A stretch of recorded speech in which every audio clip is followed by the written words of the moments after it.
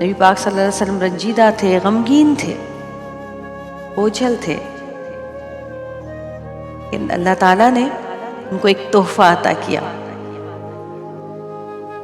دیکھیں آپ، اللہ کی محبت نبی پاک صلی اللہ علیہ وآلہ وسلم سے، ایسی محبت کہ جس نے ایک ایسی مثال قائم کی رہتی دنیا تک جو نہ کبھی ہوا نہ کبھی ہوگا۔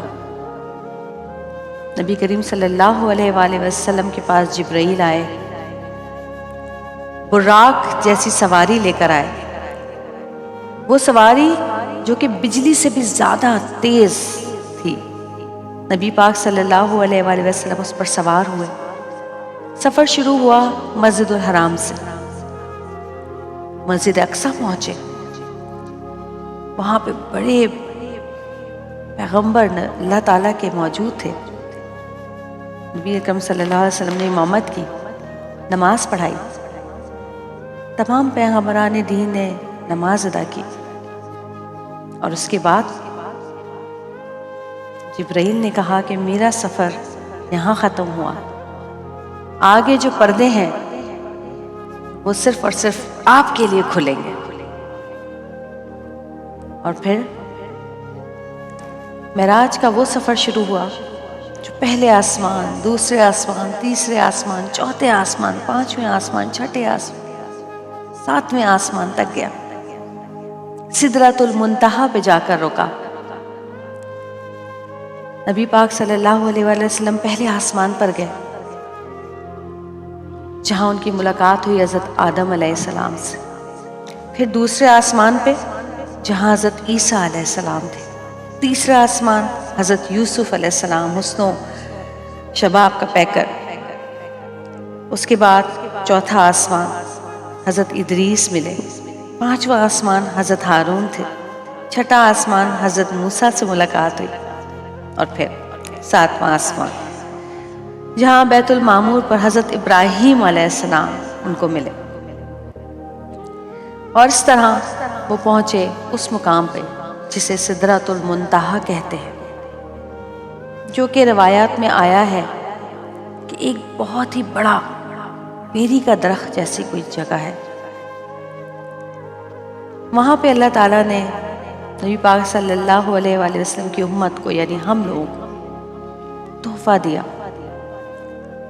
نمازوں کی گنتی ہوئی، 5 نمازیں فرض ہوئی، اس سے پہلے کئی نمازیں تھیں، پھر اس کے بعد اللہ تعالیٰ پردے کھولتا ہی چلا گیا۔ کیوں نہ کھولتا؟ رب کا محبوب جو آیا تھا، وہ محبوب جس کے لیے اللہ تعالیٰ نے کائنات بنا دی، 2 جہاں بنا دیے، آج ان سے ملاقات تھی۔ نبی پاک صلی اللہ علیہ وسلم کے لیے جنت کے دروازے کھولے گئے، پردے ہٹائے گئے، ان کو جنت دکھائی گئی جہاں کوئی غم نہیں تھا، کوئی اداسی نہیں تھی، خوبصورتی، خوشحالی، سبزہ، نور، دودھ کی نہریں، شہد کی نہریں، شفاف پانی، بے شمار نورانی پھل، ایسا نظارہ کہ انسان کی کسی آنکھ نے کبھی نہ دیکھا تھا۔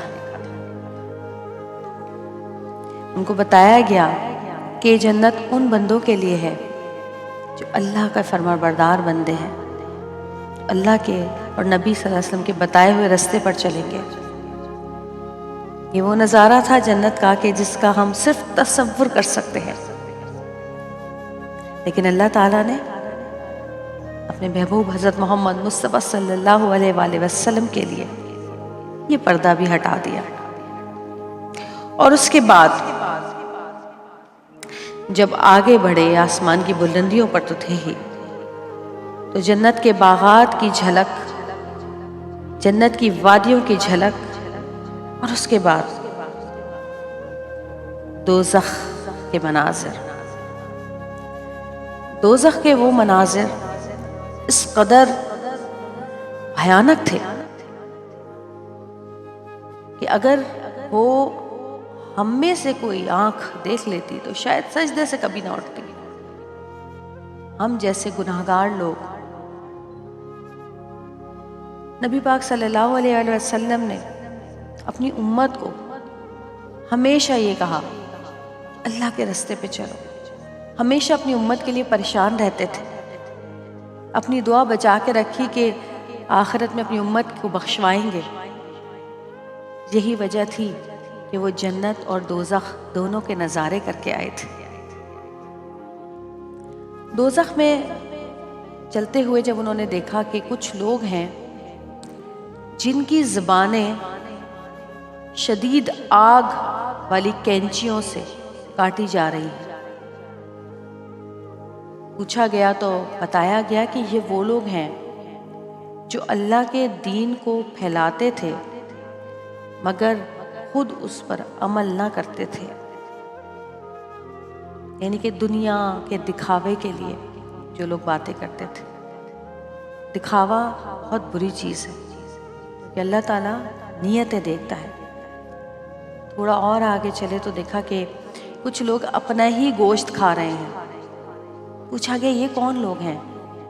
بتایا گیا کہ یہ وہ لوگ ہیں جو اپنے ہی بھائی کی، مسلمان بھائی کی غیبت کرتے ہیں، برائیاں کرتے ہیں، پیٹھ پیچھے ان کی باتیں کرتے ہیں. اور آگے چلے تو دیکھا کہ کچھ لوگ ہیں جو بدبودار گوشت پر لپک رہے ہیں اور وہ کھا رہے ہیں. پوچھا یہ کون لوگ ہیں؟ کہا یہ وہ لوگ ہیں جو سود کھایا کرتے تھے. غرض وہ آگ جو دنیا کی آگ سے کئی گنا زیادہ ہے، وہ آگ جو کئی سالوں سے بھڑکائی جا رہی ہے، جہنم کی وہ آگ دکھائی گئی.